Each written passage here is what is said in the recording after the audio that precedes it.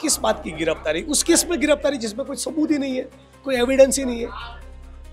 ED खुद फर्जीवाड़ा कर रही है। अपनी जेब का 90 करोड़ का राशि सपोर्ट के लिए दिया है। तो भाजपा वाले जो चार्जशीट कर रहे, कोई एविडेंस नहीं है। इन अखबारों का उद्देश्य फ्रीडम मूवमेंट के दौरान, स्वतंत्रता के आंदोलन के दौरान जन चेतना तैयार करना था, जनमानस को तैयार करना था, ताकि अंग्रेजों को खदेड़ा जाए। आइए सुप्रीम कोर्ट के सामने, और किस बुनियाद पर, किस आधार पर आपने ये कहा, उसकी स्पष्टता करिए।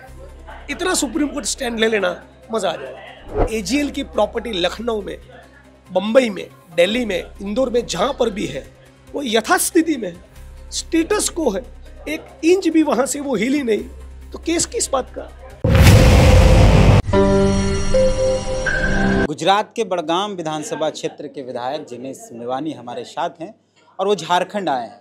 हम लोग पुराने बॉर्डर की फिल्मों में सुनते थे कि मुल्क के हालात ठीक नहीं है, रेडियो में बजता था। आप झारखंड आए हैं, क्या सही में मुल्क के हालात ठीक नहीं है या ऐसे ही आ गए? जिस मुल्क में मणिपुर पे महिलाओं को नग्न करके घुमाया जाए, आप कैसे कहेंगे हालत ठीक है?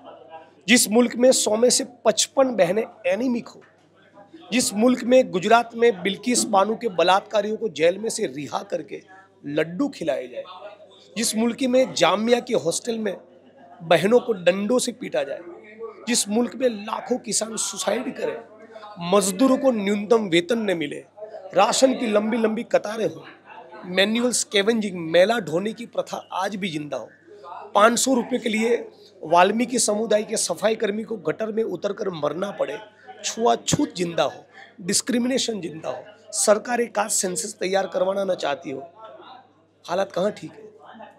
आप आए हैं झारखंड, नेशनल हेराल्ड वाले मसले को लेकर प्रेस कॉन्फ्रेंस कर रहे हैं। बीजेपी का ये कहना है या बीजेपी के जो नेता वो कह रहे हैं कि पूरे का पूरा गांधी परिवार, नेहरू परिवार ही एविडेंस दिखाए ना।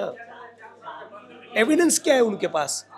एजीएल कंपनी जिसके तहत नेशनल हेराल्ड का पब्लिकेशन होता था, दूसरा नवजीवन नाम के एक अखबार का भी पब्लिकेशन होता था।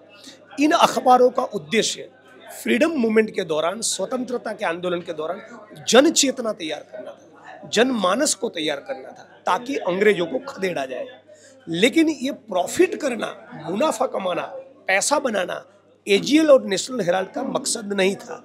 चूंकि ये मकसद नहीं था, वो व्यापार वाणिज्य ठीक से नहीं कर पाए, मुनाफा जनरेट नहीं कर पाए, हालात उनके हमेशा खस्ता रहे। तो कांग्रेस पार्टी ने अलग अलग किस्तों में, अलग अलग समय पर कुल मिलाकर अब तक 90 करोड़ दिए हैं, लिए नहीं।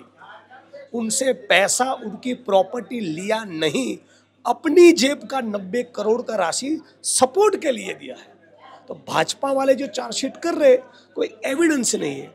दूसरी बात, यंग, बता रहा हूँ, ईडी और भाजपा एक ही है ना, तभी तो भाजपा कह रहा हूँ।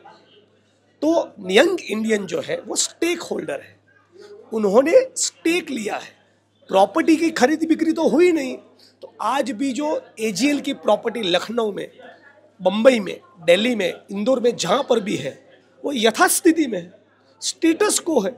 एक इंच भी वहां से वो हिली नहीं, तो केस किस बात का? तो ये बेसिकली राहुल जी और सोनिया जी और कांग्रेस पार्टी को टारगेट करना है, छवि को धूमिल करने का प्रयास है। एक झारखंड के सांसद हैं निशिकांत दुबे, उन्होंने कहा कि देश में जो गृह युद्ध हो रहा है उसके जिम्मेदार सुप्रीम कोर्ट के सीजेआई हैं। मुझे लगता है सुप्रीम कोर्ट को ही उनसे खुलासा मांगना चाहिए, उससे बेहतर कुछ नहीं हो सकता। आइए सुप्रीम कोर्ट के सामने, और किस बुनियाद पर, किस आधार पर आपने ये कहा, उसकी स्पष्टता करिए। इतना सुप्रीम कोर्ट स्टैंड ले लेना, मजा आ जाए। गुजरात में पिछले 40 दिनों से राहुल गांधी ने 6 से ज़्यादा सभाएं की हैं और लगातार मुखर होकर बोल रहे हैं। क्या लगता है कि इस चुनाव में बेसिकली राहुल जी का मकसद, जो पार्लियामेंट में चैलेंज दिया था कि गुजरात में सत्ता परिवर्तन होना ही चाहिए, लेकिन उनके साथ साथ एक ईमानदार, निष्ठावान, ऑनेस्ट विपक्ष के साथ, उसकी वो शायद नींव रखना चाहते हैं।